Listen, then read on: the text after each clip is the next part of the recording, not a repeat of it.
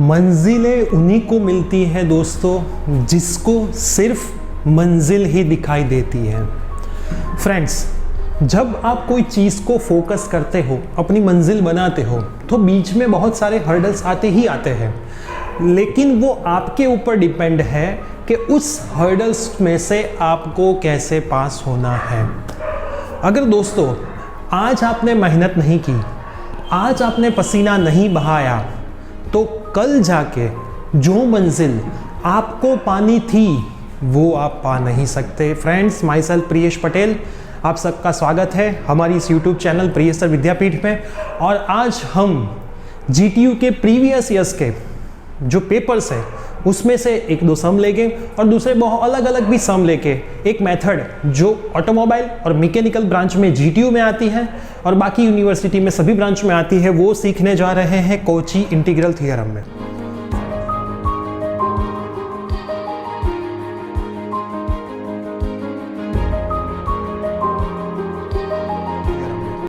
Friends, पहले तो Kochi integral theorem समझने के लिए आपको आगे के लेक्चर के जो टॉपिक्स हैं वो समझने ज़रूरी है। आगे के लेक्चर के टॉपिक्स मतलब प्रीवियस चैप्टर्स जो है उसमें जो टॉपिक है वो सीखने पड़ेंगे, लेकिन वो तो हमारे कोर्स में अवेलेबल है। कोर्स की बात हम लास्ट में करते हैं। अभी हम समझते हैं, आई होप कि आपने कोर्स ज्वाइन किया है तो आपको ये इजीली पता चल जाएगा। नहीं ज्वाइन किया है तो आपने शायद कॉलेज में सीखा होगा, तो आप यहाँ पे चेक करें कि कितना छूटा है और उतना यहाँ पे लर्न कर दीजिए। जो मंजिल में बीच में हर्डल्स आई है वो हर्डल्स को यहाँ पे हम अच्छे से पास कर लेंगे। सो फ्रेंड्स, अगले कुछ मिनटों के लिए आपका ध्यान स्क्रीन के ऊपर होना चाहिए। आपकी पेन और नोटबुक निकाल लीजिए, साथ में लिखोगे तो मज़ा आएगा, वरना मज़ा ना भी आए। कोची इंटीग्रल थ्योरम, देखो दो थ्योरम है। कॉम्प्लेक्स इंटीग्रेशन, कॉम्प्लेक्स का पार्ट है उसमें, कॉम्प्लेक्स इंटीग्रेशन एक चैप्टर है, उसमें एक टॉपिक मैंने उठाया है कोची इंटीग्रल थ्योरम। मैं थ्योरी में बहुत नहीं घुसता, मैं डायरेक्ट सम शुरू करता इक्वेशन देके। तो आप में से कोई ऐसे कमेंट करता नीचे कि सर थोड़ा बहुत तो थियोरी का नॉलेज दो, लेकिन एज एन इंजीनियर मैथ्स में हमें थ्योरी नहीं सीखनी चाहिए। वो BSc MSc वाले बंदे सीखे, क्योंकि उनका कोर्स मैथ्स है। हमारा फोकस हमारी ब्रांच है, मैथ्स नहीं है। मैथ्स तो एक पार्ट है जो हमें पास करना है, क्योंकि लाइफ का जो मैथ्स है वो तो आगे जाके एग्जाम दोगे जो लाइफ की आने वाली है, इंजीनियरिंग खत्म होने के बाद उसमें सीखने को मिलने वाला है। So friends, if f of z is an analytic function and f dash z is continuous at each point inside and on a close curve C, then f of z dz equal to 0। Sir ji कुछ पता नहीं चला, सब bounce गया। मुझे पता ही था कि सब बाउंस ही जाने वाला है, क्योंकि डेफिनेशन से कभी कुछ नहीं पता चलता। पता चलता है जब रियल लाइफ उसको अप्लाई करते हो तब। फिजिक्स में कोई रूल होता है वो डायरेक्ट नहीं पता चलता। एज अ फिजिक्स टीचर मैं आपको बोलूँगा कि फिजिक्स का जो कोई रूल है अगर मैं आपको समझा दूँ तो आपको डायरेक्ट पता नहीं चलता। જેમ કે ન્યૂટનનો ત્રીજો નિયમ, આઘાત અને પ્રત્યાઘાતવાળો, બધાને ખબર હશે। તો એ ક્યારે ખબર પડે? જ્યારે હું તમને લાફો મારું તો સેમ તમે મને પાછો લાફો આપો, तो ये रियल लाइफ में एग्जाम्पल बनी जाए फ्रेंड्स। तो मजाक नहीं बात है। सो दोस्तों, f of z dz is equal to 0 मैं मेरे स्टूडेंट्स को कैसे याद रखवाता हूँ? सर्कल का जो रीजियन है अगर पॉइंट उसके बाहर है तो Cauchy integral theorem answer equal to 0। बहुत सारे BSc वाले जो सर हो गए, MSc PhD किया होगा मैथ्स में, वो बोलेंगे ओ ऐसे थोड़ी याद रखते हैं। भाई हमें जो मंजिल तक ईजीली पहुँचा दे वही हमारा रास्ता। सिंपल बात है ना, हमें जो मंजिल तक इजीली पहुंचा दे वही हमारा रास्ता। थ्योरी में क्यों पढ़े, जाना तो वही रास्ते से। मैं इसलिए ये सारी ट्रिक्स नहीं पाता हूँ क्योंकि JEE पे और नीट में भी ऐसा ही होता है बच्चों। लंबी लंबी मेथड्स भी होती हैं जो PhD वाले सर बनाते हैं, और शॉर्टकट हम बनाते हैं जो हर एक सम में अप्लाई होती है। सो मैंने भी यहाँ पे शॉर्टकट निकाल दिया है कि हमें जो रीजन दिया हो, पॉइंट उसके आउटसाइड हो, तो आंसर 0, कॉची इंटीग्रल थ्योरम। अभी आप बोलोगे सर ये मजा आया, इसमें थोड़ा नहीं मजा आया था। आपने बोल दिया कि सर एक सर्कल बनाओ जो रीजन है उसके अगर पॉइंट बाहर है तो आंसर 0। इसमें थोड़ा सर पता चला, मुझे भी पता चला, इसलिए मैं आपको समझा रहा हूँ। और मैं आपको इसलिए इतना शॉर्ट ट्रिक में समझा रहा हूँ क्योंकि ये सब मैंने मेरे टाइम पे शॉर्ट ट्रिक से सीखा था सारा, और हर एक जगह पे अप्लाई हुआ और आज तक मैं अप्लाई करता हूँ। चलिए पहला सम हम देखते हैं। Integration dz z plus 4 mod z is equal to 2। आप बोलोगे सर वो जो सर्कल बनाना था वो सर्कल हमें कहाँ से बनाना है? तो भाई लोग ये दिए गए पीछे देखो, हर एक सम में पिच्चू दिया है। बोल भी दे सकते हैं कि भाई सर्कल का ये रीजन है, सर्कल का ये रीजन है, सर्कल का ये रीजन है। Okay, mod z is equal to 2। समझना, जो भी हमारा सम में दिया हुआ इक्वेशन है उसको z minus Z zero mod is equal to r के साथ हमें कंपेयर करना है। Mod z minus Z zero is equal to r के साथ हमें कंपेयर करना है। तो चलिए z minus Z zero is equal to r के साथ मैं इसको कंपेयर करता हूं। ढींच के आऊं, ढींच के आऊं, ढींच के आऊं, किया कंपेयर।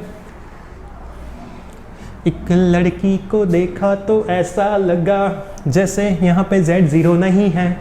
अब बोलोगे सर आपने बोला कंपेयर करो, लेकिन यहाँ पे z0 कहाँ है? नहीं है ना। लड़की को देखा तो ऐसा लगा, लेकिन लड़की है ही नहीं, तो कैसा लगेगा?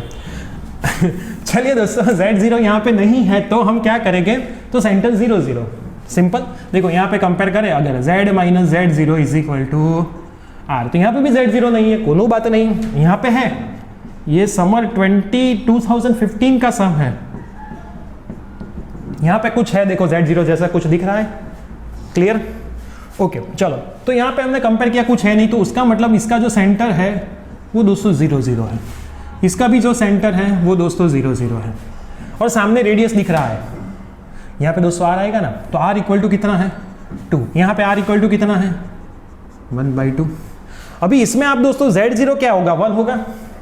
तो z0 इज इक्वल टू 1, मतलब इसको हम x एक्सिस के ऊपर मान ले तो x एक्सिस 1 और y एक्सिस 0 होगा, मतलब ये हमारा सेंटर होगा सर्कल का, और रेडियस सामने वाला 1 होगा। क्लियर है? आप बोलोगे सर साइन कहाँ गई -1 की? अरे भाई इन्नू माइनस है, इन्नू भी माइनस है, यो माइनस, तो यो वाला माइनस यो हो गया, गुम हो गया। यो वाला माइनस और यो वाला माइनस, दोनों जगह पे अगर माइनस है तो वो तो नहीं रहेगा ना भाई। देखो इसके इजी वे में बताऊं आपको, z minus 1 is equal to z minus Z zero. यो गया, नीच के आओ, तो क्या बचूगा? -1 is equal to minus Z zero, minus minus गया तो z0 इज इक्वल टू क्या बचूगा? 1 बचवा। क्लियर है दोस्तों? पता चला दोस्तों? डन है दोस्तों? ओके दोस्तों, तो देखो मैं इतने धीरे धीरे आपको पढ़ा रहा हूँ, लेकिन एक बार समझ में आ गया ना तो आप इसको यू चुटकियों में सॉल्व करना सीख जाओगे। लेकिन बेसिक है, आगे का ऑलरेडी आपने नहीं पता है।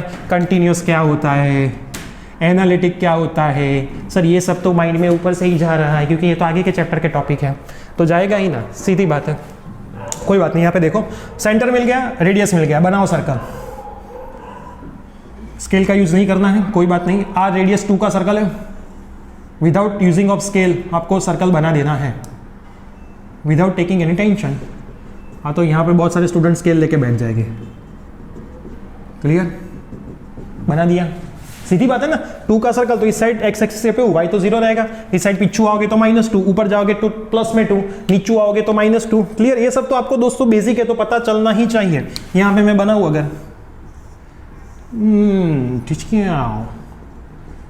1/2 0, क्योंकि रेडियस 1/2 है, तो इच्छू -1 0, इच्छू 0 1/2, और इच्छू क्या आएगा? 0 - 1/2 आएगा। क्लियर है इतना? और इसमें क्या आएगा? देखो इसमें देखते हैं। सेंटर 1 0 है, मतलब अगर यहाँ पे 0 0 है तो 1 0 कहीं पे यहीं पे आएगा ना x एक्सिस के ऊपर, और रेडियस 1 है, मतलब इस साइड 0 और उस साइड 2 आएगा। रेडियस अगर 1 है तो इस साइड 0, इस साइड 2, ये 1 और ये 1। क्लियर है इतना? ओके।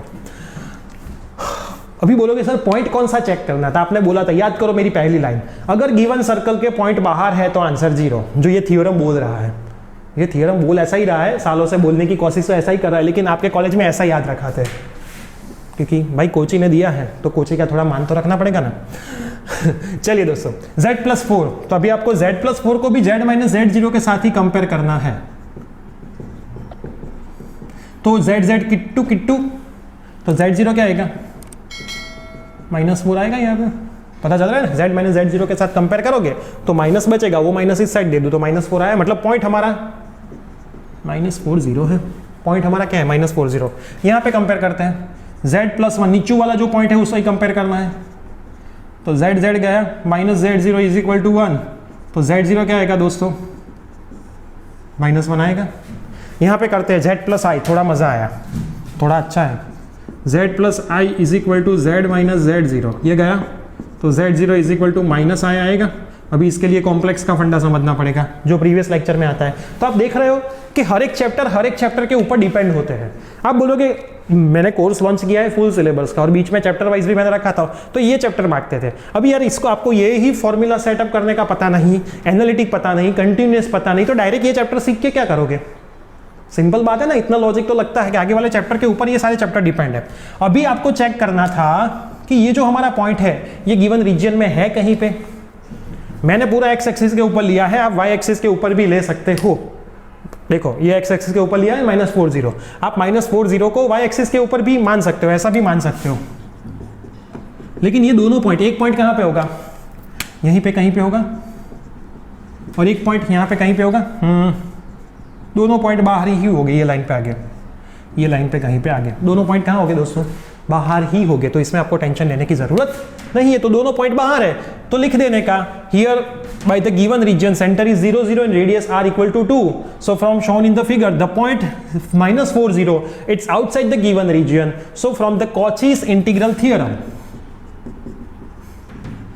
dz बिच्छू में लिखना है भाई इक्वल टू बहुत बड़ा 0। आंसर आ गया।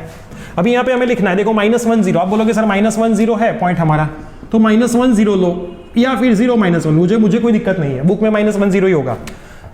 यहाँ पे कहीं पे आएगा आगे, ये नीचे कहीं पे आएगा, तो बोल दो कि here from the given criteria of the circle center is 0 0 and radius is 1/2 and the given point -10 या फिर 0 -1 it's outside the given region. It's outside the given region. So from the CID नहीं CIT 3z² plus 7z plus 1 upon z plus 1 dz is equal to 0। यहाँ पे आप check करो, आपका point है, इसको आपको कंपेयर करना होगा x प्लस माइनस आई वाई, एक्स प्लस आई वाई के साथ, माइनस मत रखो, x प्लस आई वाई के साथ। x प्लस आई वाई के साथ अगर आप इसको कंपेयर करोगे तो आपकी y की वैल्यू क्या आएगी दोस्तों? -1 आएगी। चेक करो, x तो कुछ है नहीं, मतलब 0। देखो मैं यहाँ पे लिख के बताता हूँ, 0 प्लस यहाँ पे बीच में माइनस है, -i। चेक करो, x 0 और y क्या है? -1 है, दिख रहा है -1। i कट हो जाएगा तो -1 बचेगा। क्लियर? तो वैल्यू क्या है? 0 -1। इस बार y एक्सिस के ऊपर ही वैल्यू है, इसको x एक्सिस पे सेट मत करना। ये सारा बेसिक फंडा बताओ ना, तो ये पता, तो 0 -1 तो कहीं पे यहीं पे आएगा ना। So from the given region the point 0 -1 is outside the circle. So from CIT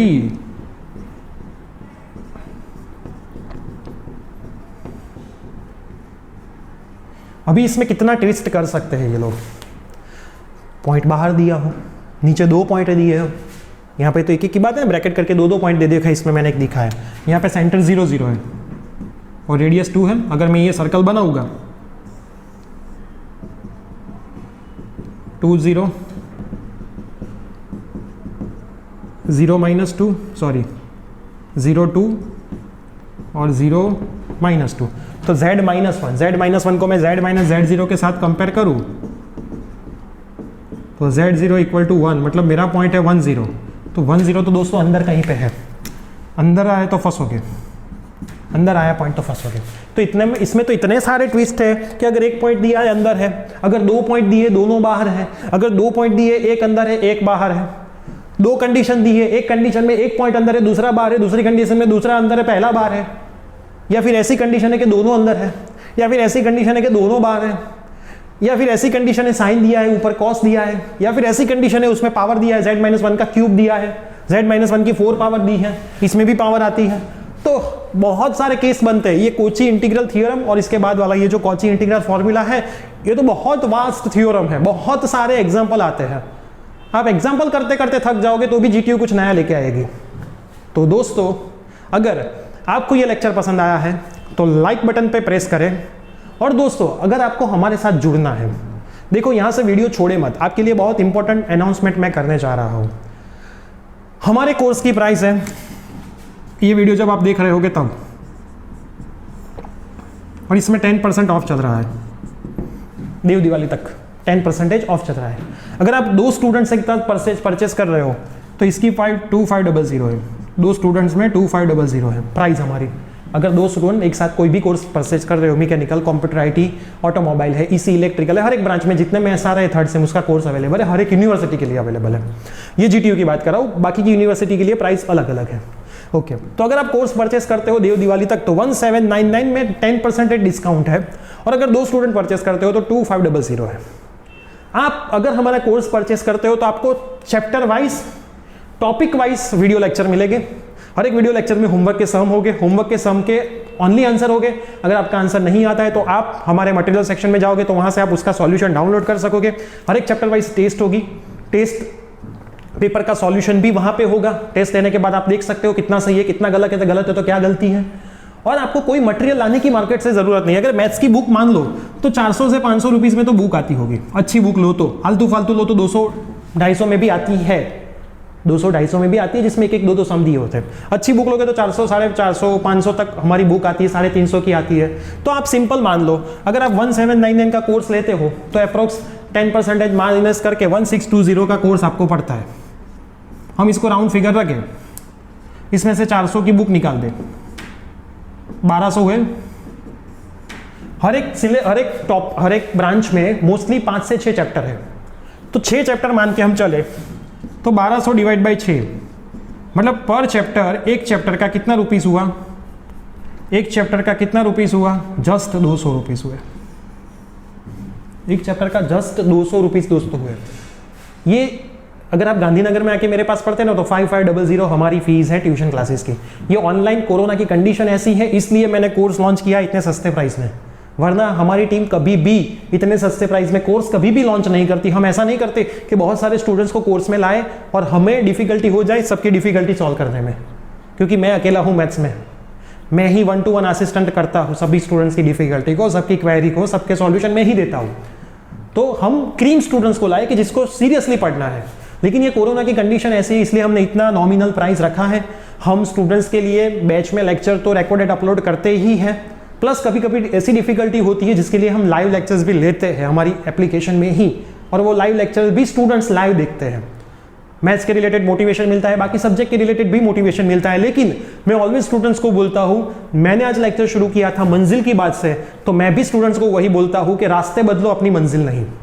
अगर आप किसी भी ऐसी चीज पे ऐसे 200 रुपीस इन्वेस्ट करते थे जो आगे जाके आपको कुछ काम में नहीं आने वाला था, तो आप इन्वेस्ट करें हमारी एप्लीकेशन पे, इस कोर्स पे।